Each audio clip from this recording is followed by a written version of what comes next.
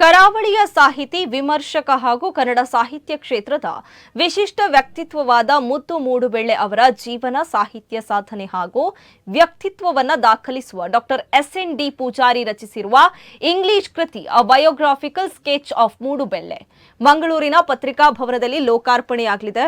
ಇನ್ನು ವಿದ್ವಾಂಸರು ಹಾಗೂ ವಿಶ್ರಾಂತ ಕುಲಪತಿಗಳಾದ ಪ್ರೊಫೆಸರ್ ಬಿ.ಎ. ವಿವೇಕ್ ರೈ ಕೃತಿಯನ್ನು ಬಿಡುಗಡೆಗೊಳಿಸಿದರು. ಬಳಿಕ ಮಾತನಾಡಿದ ಅವರು, ಇದು ಅನುವಾದಿತ ಕೃತಿಯಲ್ಲ, ಡಾಕ್ಟರ್ ಎಸ್.ಎನ್.ಡಿ. ಪೂಜಾರಿ ಅವರು ಇಂಗ್ಲಿಷ್ನಲ್ಲಿ ಸ್ವತಂತ್ರವಾಗಿ ರಚಿಸಿರುವ ಮೂಲ ಕೃತಿಯಾಗಿದೆ ಎಂದು ಹೇಳಿದ್ದಾರೆ. ಸುಮಾರು 168 ಪುಟಗಳನ್ನು ಒಳಗೊಂಡಿರುವ ಈ ಕೃತಿಯಲ್ಲಿ ಮುದ್ದು ಮೂಡುಬೆಳ್ಳೆ ಅವರ ಜೀವನ ಪಯಣ, ಸಾಹಿತ್ಯ ಸಾಧನೆಗಳು ಹಾಗೂ ಅಪರೂಪದ ಛಾಯಾಚಿತ್ರಗಳನ್ನು ಅಚ್ಚುಕಟ್ಟಾಗಿ ದಾಖಲಿಸಲಾಗಿದೆ. ಇನ್ನು ಈ ಸಂದರ್ಭದಲ್ಲಿ ಕೃತಿಯ ಕೇಂದ್ರ ವ್ಯಕ್ತಿತ್ವ ಮುದ್ದು ಮೂಡುಬೆಳ್ಳೆ ದಕ್ಷಿಣ ಕನ್ನಡ ಜಿಲ್ಲಾ ಕಾರ್ಯನಿರತ ಪತ್ರಕರ್ತರ ಸಂಘದ ಅಧ್ಯಕ್ಷ ಪುಷ್ಪರಾಜ್ ಬಿಎನ್ ಸೇರಿದಂತೆ ಮತ್ತಿತರರು ಉಪಸ್ಥಿತರಿದ್ದರು.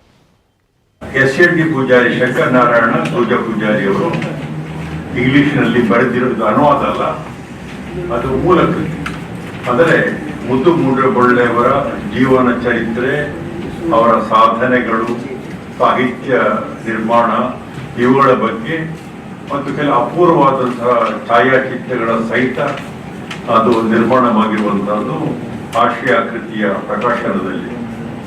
ಈ ಪುಸ್ತಕ ಸುಮಾರು 168 ಪುಟಗಳ ಬರಹ ಇದೆ. ಮತ್ತೆ ಅದಕ್ಕೆ ಕೆಲವು ವಿಶೇಷವಾದಂತಹ ಮೂಡುಬೆಳ್ಳೆ ಬದುಕಿನ ಫೋಟೋಗಳಿವೆ. ಅಚ್ಚುಕಟ್ಟಾಗಿ ಮುದ್ರಣಗೊಂಡಿದೆ. ಮುದ್ದು ಮೂಡುಬೆಳ್ಳೆ ಹೆಸರು ಜೊತೆಗೆ ಒಂದು ಊರಿನ ಹೆಸರಿದೆ.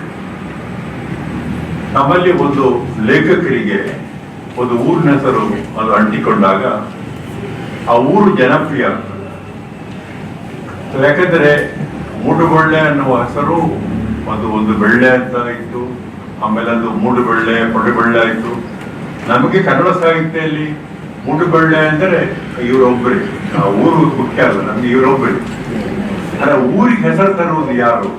ಒಳ್ಳೆ ಹೆಸರನ್ನ ಅಂತೇಳಿ ಅಲ್ಲಿ ಇರುವಂತವರು ಮಾಡುವ ಕೆಲಸಗಳಿಲ್ಲ. ಅವರು ಸಾಹಿತಿಗಳಾಗಬೇಕಾಗಿಲ್ಲ.